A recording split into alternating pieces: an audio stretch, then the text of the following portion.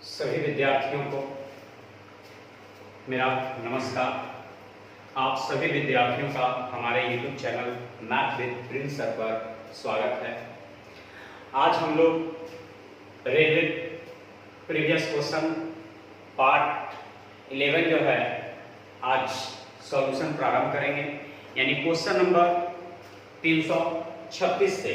यानी इससे पहले हम 10 पार्ट जो है YouTube पर अपलोड कर चुके हैं। आप लोग नहीं देखे हैं तो हमारे प्लेलिस्ट पे जाकर के आप एक एक वीडियो को देख सकते हैं, ठीक है।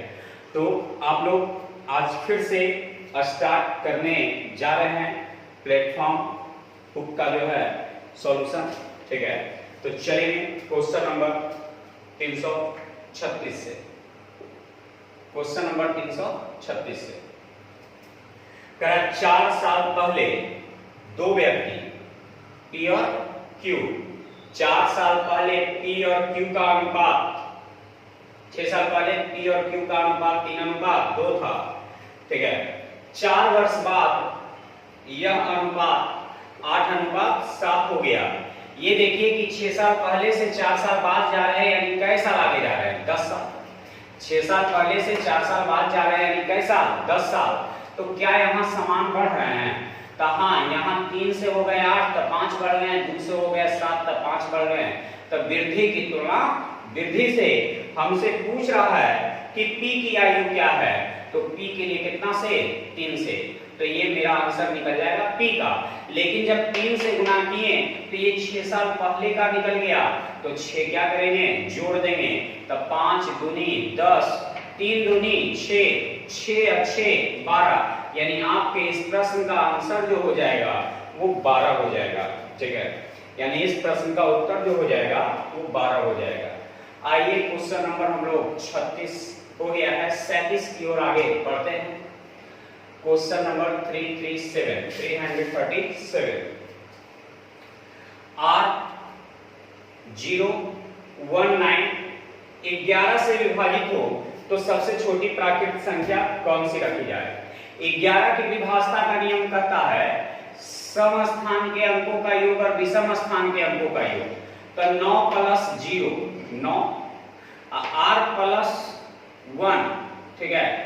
करा है कि ये दोनों अंकों का योग हो गया और ये दोनों अंकों का योग हो गया। इन दोनों अंकों के अंतर यदि 0 हो जाए या 11 हो जाए या 22 हो जाए या 33 हो जाए या 11 से कटने वाली कोई भी संख्या हो गया, इसका मतलब है कि वो संख्या 11 से कट जाएगा। तो चलिए हम लोग बना करके देखते हैं क्या बना है। यदि हम इस R की जगह 8 रख देंगे तो 8 है 9, तो 9 में से 9 गया तो क्या चीज? 0। यानी इस R की जगह हमें रखना होगा 8, क्योंकि 11 के विभाजता का नियम कहता है सम स्थान के अंकों का योग और विषम स्थान के अंकों का योग का अंतर जो है 0, 11, 22, 33 है ना, डॉट डॉट डॉट 11 के गुणक में हो जाए तो पूरी संख्या 11 से विभाज्य कहलाएगी, 11 से विभाज्य कहलाएगी। 338 नंबर में करा है 2 अंकों की संख्या। तो जब कभी भी 2 अंकों की संख्या पर आधारित प्रश्न रहेगा मेरे प्यारे विद्यार्थियों, तो हमेशा उसको बाई ऑप्शन बनाएंगे। ऑप्शन नंबर 1 45, 2 में 72, 3 में 63, 4 में 27, ठीक है। तो योग जो है 9 है, इसको हम पलटी करेंगे। 45 है तो हम इसको उल्टेंगे। सबसे पहले तो ये देखना है अंकों का योग 9 होना चाहिए। तो 5 4 9, 7 2 9, 6 3 9, 7 2 9, 5 4 9, 7 2 9, 6 3 9, 7 2 9, सबको जोड़ करके 9 आ रहा है, यानी यहाँ से छटने वाला नहीं है। अब करा जब अंकों के स्थान आपस में बदल दिए जाते हैं तो संख्या 45 से कम हो जाती है। अंक बदलेंगे तो आ जाएगा कितना? 54। क्या 45 कम गया? नहीं। अंक बदलेंगे तो हो जाएगा 27। तब 12 में से 7 गया तो 5 है ना, और 6 में से 2 गया था 4। देखिए तो 45 कम गया, तो हाँ 45 इसमें कम गया, यानी ये हो सकता है। अभी और चेक करेंगे। 63 है तो 36, क्या 45 कम रहा है? नहीं। 72 है तो 27 है तो 72, ये 45 बढ़ जाएगा जबकि प्रश्न कर रहा है कि 27 यानी 45 घटना चाहिए। ठीक है, तो संख्या 45 से कम हो जाती है। संख्या 45 से कम हो जाती है। ठीक है, संख्या 45 से कम हो जाती है, तो संख्या तो ये वाला ना है, तो इससे देखिए तो 45 ही कम है, तो हाँ 45 ये कम है। क्या ये जो है इससे 45 कम है? तो नहीं है, यानी ये आपका आंसर गलत हो गया। यानी सबसे सटीक आंसर आपका ऑप्शन नंबर 4। फिर से अंकों को पलट दिए तो 54 पलट दिए, 27 पलट दिए, 36 पलट दिए, 72। ठीक है, अब कह रहा है कि जो संख्या है वो नई वाली संख्या से 45 कम जाती है, तो नया से 45 ही कम है? नहीं, ये तो बहुत कम, 9 ही कम है। ठीक है, क्या 45 कम है? तो ज्यादा है। ठीक है, ये 45 कम है? तो नहीं, ये भी ज्यादा है। ये 45 कम है? तो हाँ ये 45 कम है, यानी आपका आंसर जो हो जाएगा ऑप्शन नंबर 4 हो जाएगा। Question number 339। 339 करा 5 पैसे और 10 पैसे के कुल 90 सिक्के, सभी सिक्कों का मूल्य 7 रुपया है, तो 5 पैसे वाले सिक्के का मूल्य क्या होगा? तो 5 पैसे वाले सिक्के का मूल्य क्या होगा? मेरे पास कुल सिक्का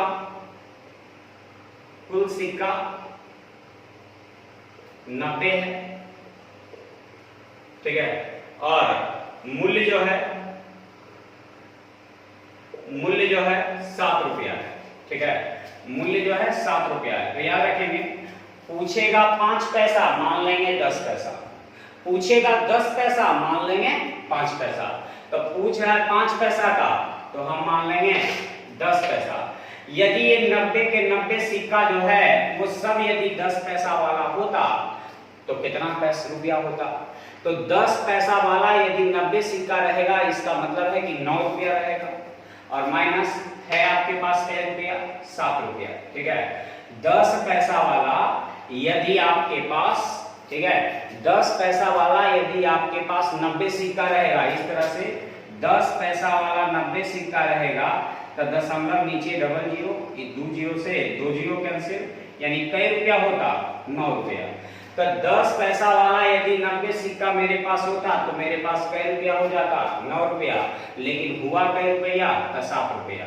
अब इन दोनों में अंतर है कै पैसे का? तो 5 पैसे का।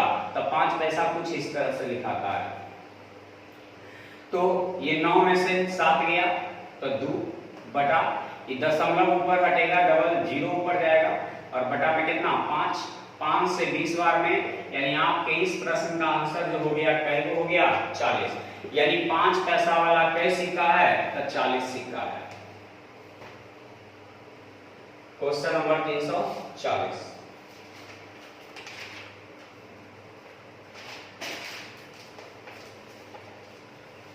चलिए, क्वेश्चन नंबर 340 में एक बंद लकड़ी का आयताकार बॉक्स है, 1 सेंटीमीटर मोटी लकड़ी से बना है। ठीक है, जैसे मान लेते हैं कि ये बॉक्स है, 1 सेंटीमीटर मोटी लकड़ी से बना है। ठीक है, तो करा है लंबाई 22 है, तो लंबाई यदि 22 है तो जिसमें एक तो इधर हो गया, एक इधर हो गया, तो अंदर वाले की लंबाई कितना हो गया? तो अंदर वाले की लंबाई 20, यानी इस अंदर की लंबाई जो हो गया 20 हो गया, क्योंकि एक इधर से घटेगा और एक इधर से घटेगा। वो तो हम बाहर से ना नापे, बाहर से नापे तो लंबाई निकल गया कितना? 22, लेकिन जब अंदर से नापेंगे तो ये दोनों लंबाई क्या होगा? घट जाएगा। तो एक इधर से घटेगा, एक इधर से घटेगा, यानी 20 बचेगा। चौड़ाई मेरे पास दिया हुआ है 17, तो चौड़ाई पूरा जो है 17 है, तो एक इधर से घटेगा, एक इधर से घटेगा, तो 17 में से 2 गया तो चौड़ाई हो गया कितना? 15। अब ऊंचाई कितना है? तो ऊंचाई 12 है, तो ऊंचाई 12 है तो मान लिया 1 सेंटीमीटर छत का घटेगा और 1 सेंटीमीटर तल का घटेगा, यानी फर्श का घटेगा। तो एक ऊपर से घटेगा, एक नीचे से घटेगा, यानी 2 घट जाएगा, यानी ऊंचाई जो 12 है वो हो जाएगा कितना? 10। तब अंदर का आयतन जो होता है लंबाई गुने चौड़ाई गुने ऊंचाई, ठीक है। सीमेंट से पूरी तरह से भरा जाता है, तो सीमेंट जो भरेंगे दीवार में भरेंगे, कि जो भी भरेंगे तो दीवार के अंदर भरेंगे, तो दीवार के अंदर भरेंगे तो अंदर का आयतन निकालेंगे, तो अंदर का लंबाई, अंदर का चौड़ाई, अंदर का ऊंचाई, तो लंबाई गुने चौड़ाई गुने ऊंचाई, यानी 20 गुने 15 गुने 10, यानी 15 दूनी 30 पर एगो जीरो और यहाँ से 2 जीरो और, यानी आंसर हो गया कई हजार 3000 घन सेंटीमीटर, यानी सेंटीमीटर क्यूब, 3000 सेंटीमीटर क्यूब, यानी घन सेंटीमीटर। 341 नंबर में पी ने एक वस्तु को 1600 रुपए में खरीदा, 1600 रुपए में खरीदा, 10% लाभ पर बेच दिया। यदि इस वस्तु को 1840 में बेचता, इस वस्तु को 1840 में बेचता, खरीदा 1600 में, बेच देता 1840 में, तो कितना का लाभ होता? तो 240 का, कितना में? तो 1600 में, कितना परसेंट? 100%। तो ये मेरा निकल जाएगा क्या चीज? लाभ प्रतिशत जिसको कहेंगे, लाभ प्रतिशत। तो ये 2 जीरो से 2 जीरो, 16 एका 16, 16 बचे 80, यानी 1600 का सामान यदि 1840 में बेचते तो हमें लाभ होता कै परसेंट का? 15% का, जबकि प्रारंभिक जो लाभ है वो दिया हुआ है आपके पास कै परसेंट? 10%। तब पहले से कितना ज्यादा लाभ होता? तो आंसर देंगे कै परसेंट? 5% अधिक लाभ होता, ठीक है, 5% का अधिक लाभ होता। तो पहले लाभ हो रहा था 10% का, और जब 1600 के जगह 1840 में बेचेंगे तो कै परसेंट का लाभ होता? 15% का। तो 10% पहले था, अब होता 15%, यानी कै परसेंट ज्यादा होता? तो 5% की ज्यादा लाभ होता पहले की अपेक्षा, यानी इस प्रश्न का उत्तर जो हो जाएगा वो 5% हो जाएगा, ठीक है। क्वेश्चन नंबर 342,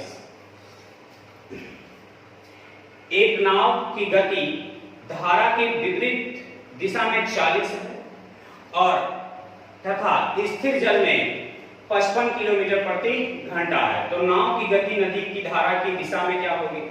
सबसे पहले धारा की विपरीत दिशा, तो नाव की चाल को हम हमेशा x मानते हैं और धारा की चाल को हम हमेशा y मानते हैं। वो आप क्या मानते हैं वो आप पे निर्भर करता है, लेकिन x का मतलब हो गया नाव और y का मतलब हो गया धारा।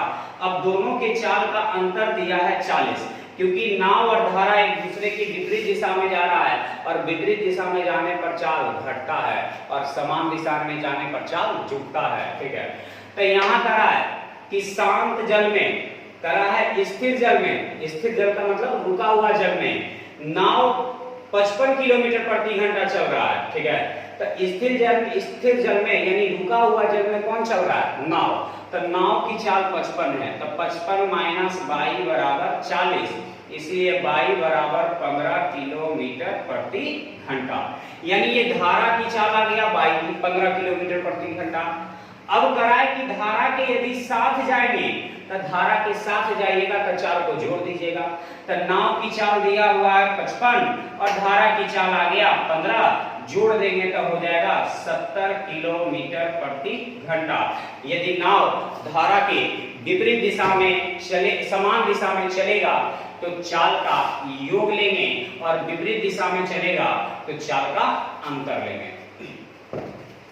चलिए क्वेश्चन नंबर 143 नंबर में, यदि आपको सॉल्यूशन जो है अच्छा लग रहा है तो लाइक करना ना भूलें, लाइक करें, कमेंट करें और शेयर करें, और यदि हमारे चैनल को अभी तक सब्सक्राइब नहीं किए हैं तो सब्सक्राइब करें, क्योंकि जब जब हम लाइव होते हैं, जब जब आपके पास नोटिफिकेशन तभी जाएगा जब आप सब्सक्राइब करके ऑल नोटिफिकेशन को दबा देंगे, ठीक है। तो इसलिए अभी तक सब्सक्राइब नहीं किए तो सब्सक्राइब करें, और नोटिफिकेशन बटन का जो है बेल जो बगल में दिया हुआ है उस पे जरूर दबाएं, ठीक है। चलिए 53, 55, 56, 59, 61, 69 प्लस 31, कि माध्यिका क्या होगी, ठीक है, माध्यिका क्या होगी। तो इसको तो क्या करना होगा, माध्यिका निकालना है तो सजाना ना होगा, माध्यिका निकालना है तो इसे सजाना होगा, ठीक है। सबसे पहले आ जाएगा 31, फिर आ जाएगा 53, फिर आ जाएगा 55, फिर से आ जाएगा 56, फिर से 59, फिर से 61, फिर से 69, ठीक है। तो 2 2 4 2 6 1 7, 3 और 3 6, 3 को इधर हो गया और 3 को इधर हो गया, बीच में मेरा बच गया कितना, 56। यानी आपके इस प्रश्न का उत्तर जो हो जाएगा वो 56 हो जाएगा। यानी माध्यिका हमेशा किसको कहते हैं, बीच वाले को। 344 नंबर में, यदि ब्याज की वार्षिक रूप से चक्रवृद्धि किया जाए तो 2 वर्ष के लिए 48,000 रुपया 20% की वार्षिक दर से चक्रवृद्धि ब्याज कितना होगा, ठीक है। तो 20% की दर से, तो ये मूलधन हो गया मेरे पास, मूलधन की तुलना मूलधन से 20% की दर से 2 वर्ष का जो चक्रवृद्धि ब्याज होता है वो 44 होता है। 20% की दर से 2 वर्ष का चक्रवृद्धि ब्याज 44 होता है। अब इन दोनों को क्या करेंगे, गुना करेंगे। चलिए गुना करते हैं। तो 8 चौका 32, 32 के 2 हाथ में 3, ठीक है। ये 8 चौका 32 और 4 चौका 16, 16 32 48, 48 और 3 51 के एक हाथ में रह गया 5, फिर 4 चौका 16, 16 5 21 और एगो शून्य और मिला लीजिए ऑप्शन में 21,120। यानी आपके इस प्रश्न का आंसर आ गया 21,120। चलिए क्वेश्चन नंबर 345, करा दो संख्याओं का महत्तम समापवर्तक और लघुत्तम समापवर्तक दिया हुआ है। एक संख्या दिया है तो दूसरी संख्या क्या होगी। तो मेरे प्यारे बच्चों, यदि जब कभी भी एलसीएम और एचसीएफ और एगो संख्या दिया रहे तो फॉर्मूला लगा देंगे, पहली संख्या गुने दूसरी संख्या बराबर एलसीएम गुने एचसीएफ, पहली संख्या गुने दूसरी संख्या बराबर एलसीएम गुने एचसीएफ।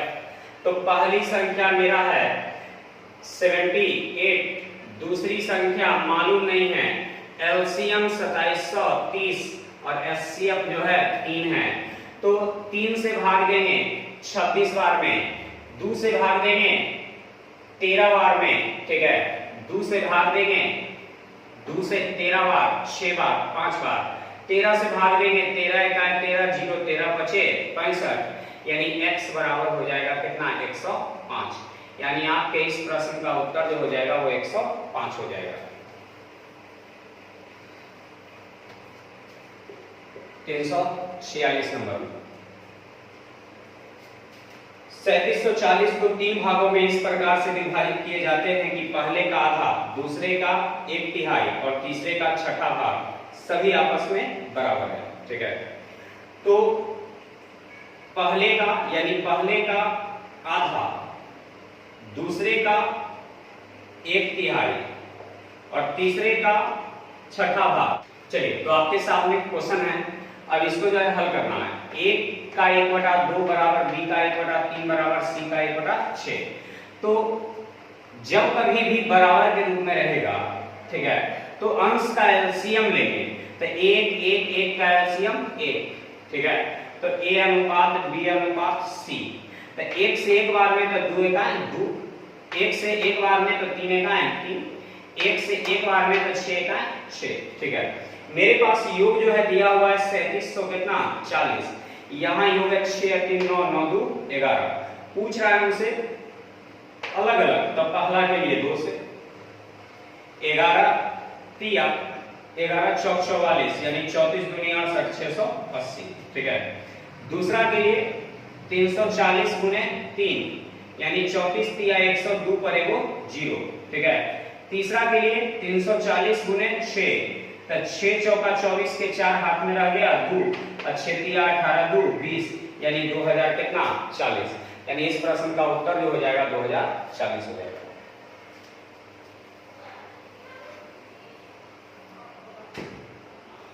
क्वेश्चन नंबर 347 करा है 2/7 प्लस 3/5 भागे 2/5 प्लस 2/7, ठीक है।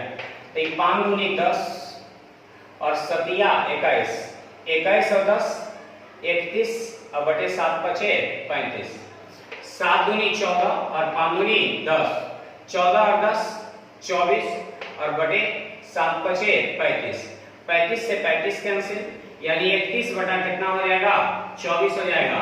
यानी आपके इस प्रश्न का जो उत्तर हो जाएगा वो 31 बटा कितना 24 हो जाएगा।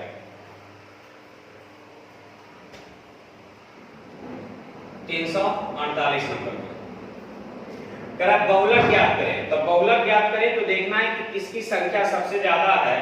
52 है, 54 है, 55 है, 56 है, फिर 55 है, फिर 54 है, फिर 53 है, 55 है, 53 है, 51 है और 57 है, ठीक है। अब ये देखना है कि किसकी गिनती सबसे ज्यादा है। तब 52 की गिनती एक ही बार है, यानी 52 बहुलक नहीं होगा। 54 की गिनती एक बार 2 बार है, ठीक है। 55 की गिनती एक बार 2 बार 3 बार हो गया, यानी 54 की गिनती नहीं होगा बहुलक। 56 की गिनती एक ही बार है, ये भी नहीं होगा बहुलक, ठीक है। 54 की गिनती तो नहीं होगा। 57 की गिनती एक ही बार है, नहीं होगा। 51 की गिनती भी नहीं हो पाएगा। 53 की गिनती 2 बार है, ठीक है, नहीं होगा। 55 की गिनती देख रहे हैं सबसे ज्यादा बार है, यानी इस प्रश्न का बहुलक जो हो जाएगा वो कितना हो जाएगा 55 हो जाएगा।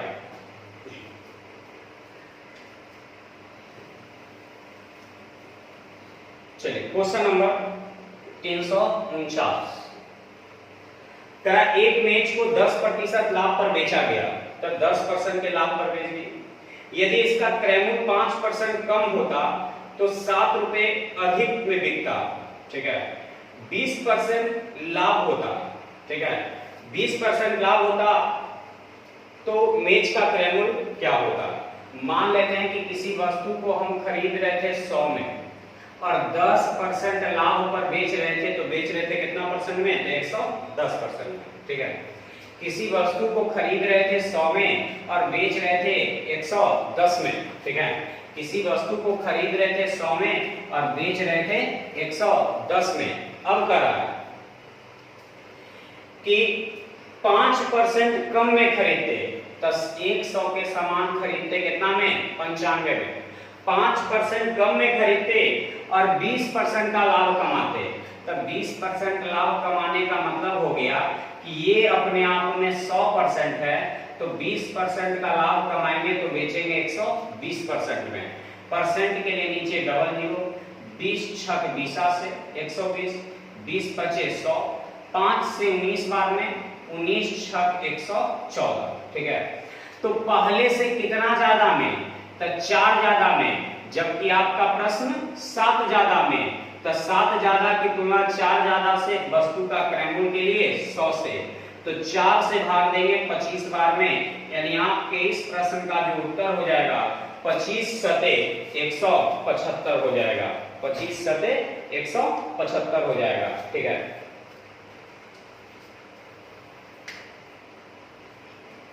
फिर से एक बार देख लीजिए, क्वेश्चन बहुत ही अच्छा है।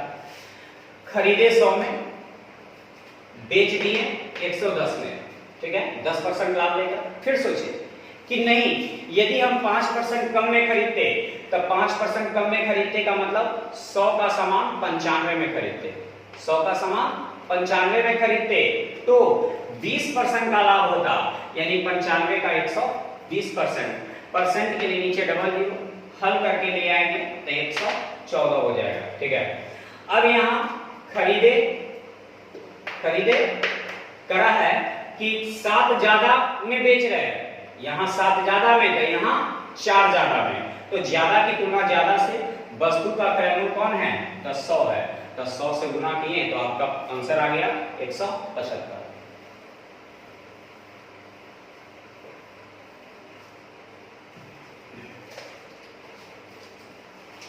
चलिए क्वेश्चन नंबर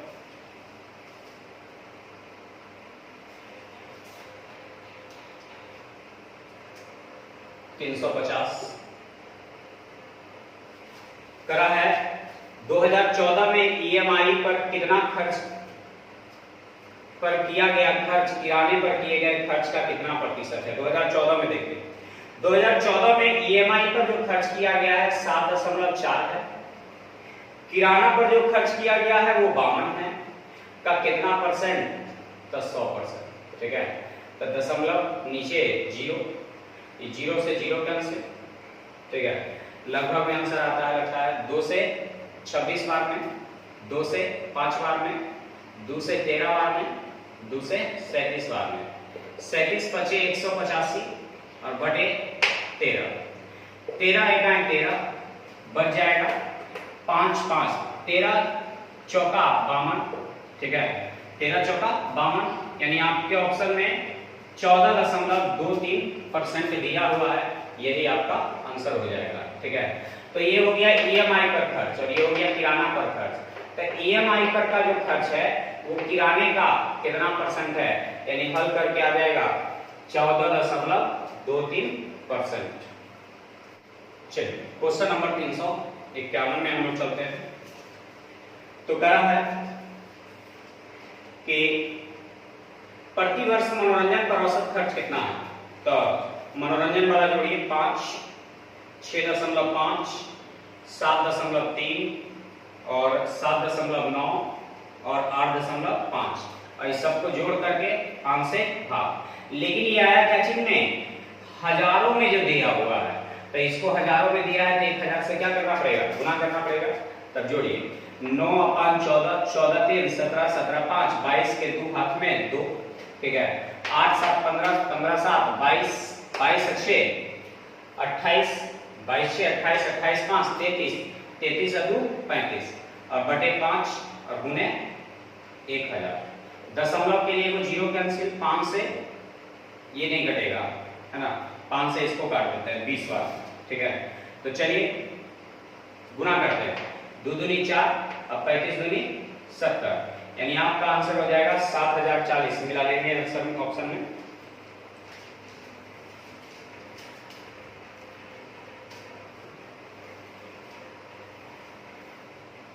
क्वेश्चन नंबर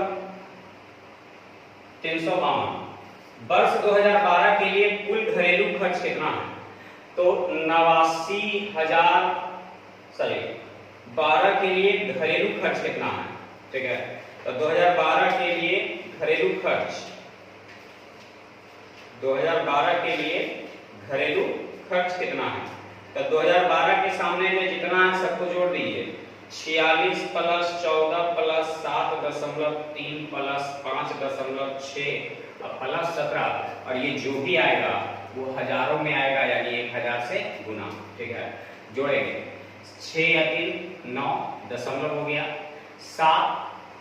ठीक है, 7 और 5 12, 12 और 7 19, 19 अच्छा 23, 23 और 6 29, 29 के 9 हाथ में 2, 1 1 और 1 2, 2 अच्छा 6, 6 2 8 और गुने 1000।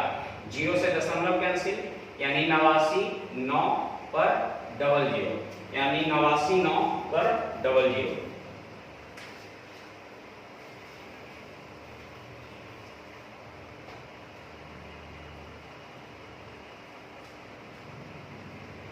तिरपन नंबर 15 मीटर,